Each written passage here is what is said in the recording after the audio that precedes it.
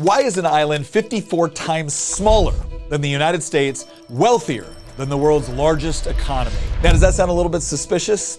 That's because it is, and we'll get to that in a minute. Because despite having barely 5 million people compared to 330 million people in the United States, Ireland boasts a per capita GDP of more than 114,000 compared to the United States, which is 80,000. But that's not all. Ireland is technically the richest country on Earth when measured by GDP per capita.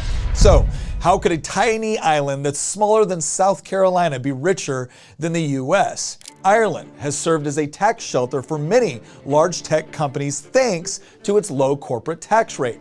According to the US Chamber of Commerce, 800 US companies have operations in Ireland, employing about 180,000 people. Apple opened its first plant in Ireland in 1980 and now employs some 6,000 people on its campus in the city of Cork. Facebook established its international headquarters in Dublin in 2008, and Google announced its European headquarters in 2003. As a result, Ireland has become a hub for many international companies attracted by its favorable tax policies. These companies often channel their profits through Ireland, artificially inflating its GDP numbers. Now, some people would have you believe that the problem here is the tax haven status of Ireland, but this actually benefits both the Irish people as well as the companies that choose to establish themselves there. No, the real problem is the metrics we are using in the first place, namely how we record GDP numbers.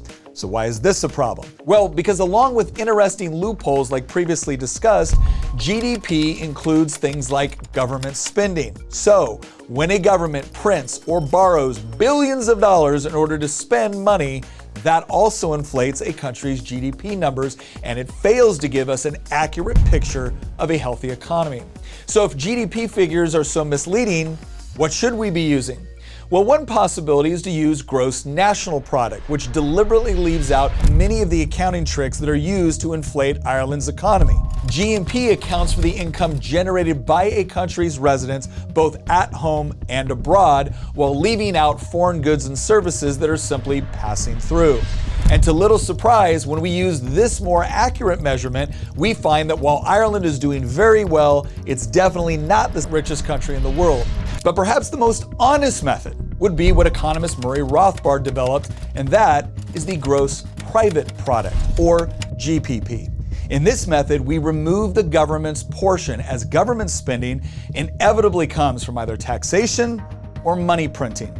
By looking at GPP, we get a much better picture of the actual health of an economy, because what we are measuring is that which is produced by voluntary cooperation and transacted in a free market, not that which has been taken, redistributed, or even worse, printed out of thin air.